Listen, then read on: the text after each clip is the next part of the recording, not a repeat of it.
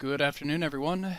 This is Henry Gambell with simplertrading.com, and in tonight's free video, I wanted to look at a setup. I believe we were looking at this last week in these series of free videos, but we've got another example here in Zoom Video Communications, not to be confused with Zoom, the full listed out ticker, which there for about 10 days or so saw a really nice pop because people thought they were buying Zoom Video Communications, but in reality they're buying a company that I don't think is obviously it's not the same thing. But now that we've got the correct ticker and we're all still here looking at ZM, the company is due to report earnings Wednesday after the close. And one of the things that I like to look for is a little bit of anxiety or euphoria or excitement. However you'd like to phrase it, I want to see buyers get excited and pop the stock up in and above this lifetime high. You can see that obviously that was a pretty big day. That would have been last Friday, where it popped up, sold off hard.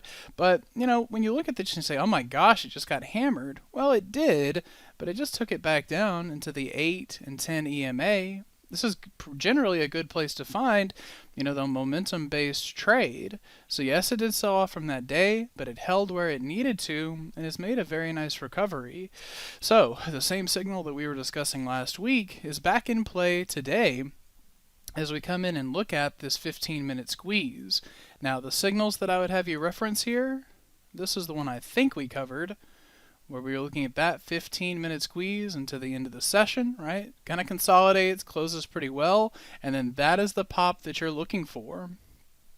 So on that, you take the profits that you have on at least in the first 15 minutes of that open, you can see that you had a very similar signal back here, where into the end of the day it just consolidates and provides a nice pop in the next session.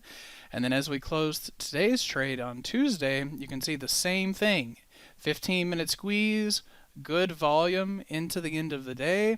The bet is or you make a bet buying the shares, or you could buy the call options if you like that. But looking for that signal to give you the momentum to carry it up through those old highs. So looks like it's got a little bit of a bid in the extended session. Obviously that doesn't necessarily reflect where we're going to be opening tomorrow, but these signals have worked well in the past, and I feel like it's worth an opportunity or worth a shot to try to just repeat those results. So I hope that's helpful, gives you another kind of end of day setup that you can add to your arsenal, and we'll see how this plays out in the next free video.